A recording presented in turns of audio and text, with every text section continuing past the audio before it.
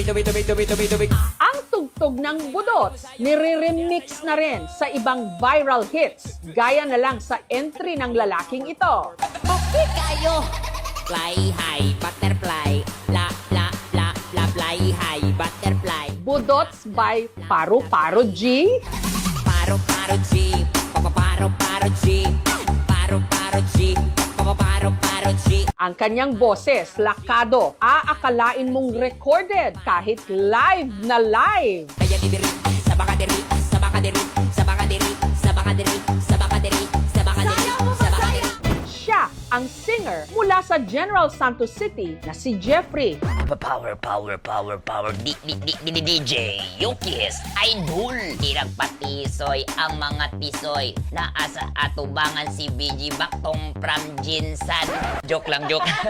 Ang pagkanta ni Jeffrey, freestyle lang. Kasi hindi ko siya inaaral talaga. Play lang ako ng background music. Na kung ano yung maiisip ko on the spot. Ayaw mga choy. Ang kanyang viral performance, kuha raw nung nag-gig sila kamakailan ng misis niyang si Charlotte sa Compostela, Cebu.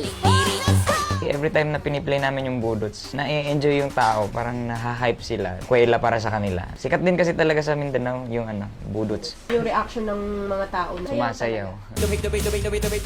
Power, power, power, power, power, power. Double Mix Club. Okay kayo. Ang live Budots na paandar ni Jeffrey, resulta raw ng hilig niya sa panggagaya ng mga sikat. Mahilig na akong mag-impersonate ng mga boses-boses. Parang katuwaan lang. Ang pinakasikat dati si Babaloy. Ano? Ako? Sira ang hulo mo matapos mong gawin sangkala ng baba ko? Kaya sa mga alien. Hanggang sa nadala na nga ito ni Jeffrey sa stage, pati na sa totoong buhay. DJ Idol, pabili ng tinapay. Ay, kanina lang. Mani, pinirito nga mani. Kung wala mo palit, ani. Labas sa pulagi mo, turog ka mani. Tangan sa sili, lamay mani. Ako mani, kanina lang mani. Paro, paro, G. Paro, paro, G. Paro, paro, G. Paro, paro, G. Wow, paro, paro, G. Paro, paro, G. Okay kayo. Sige, patisoy ang mga tisoy. Mura po idong, ikalangoy-langoy. Taong 2015, nung una raw nag-cruise ang landas ni na Jeffrey at Charlotte, DJ Yukis Idol. Nagkita kami, sabay nagbabanda. Doon kami nagsimulang magkakilala.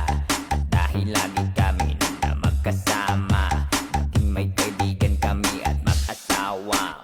Kakarating niya lang ng Pilipinas. Tapos naghahanap siya ng banda na papasukan niya. Timing talaga yun na wala kaming female vocalist. Ayun, na-absorb namin siya sa grupo. Pero kami na talaga magkasama nun. Gawa ng kami yung pinakabata sa grupo. After 1 year po, 2017 po kami kinasal.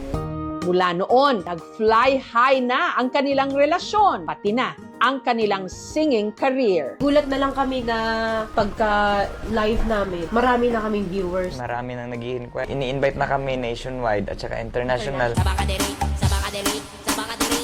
Okay ra diri, okay ra diri.